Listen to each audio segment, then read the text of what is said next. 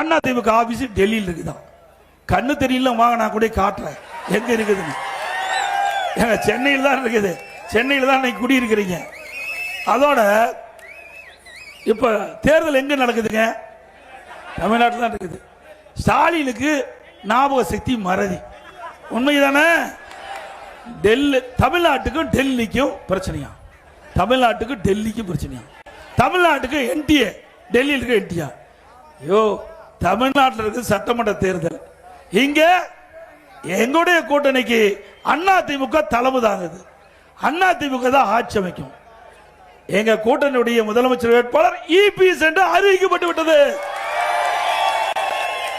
இது நாங்க அறிவிக்கல. முதலாக அண்ணா திமுக பாரதிய ஜனதா கூட்டணி பேச்சுவார்த்தை முடிவு பெற்று மாண்புமிகு உள்துறை அமைச்சர் அமித்ஷா அவர்கள் ஹோட்டல்ல பேட்டி கொடுக்கின்ற பொழுது தெளிவாக சொன்னார். அவர் சொல்லுகின்ற பொழுது அத்தனை நிருபர்கள் இருந்தாங்க.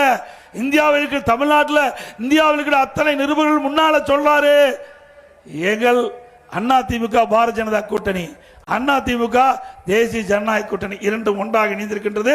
இந்த கூட்டணிக்கு அண்ணா திமுக தலைமை தாங்கும்.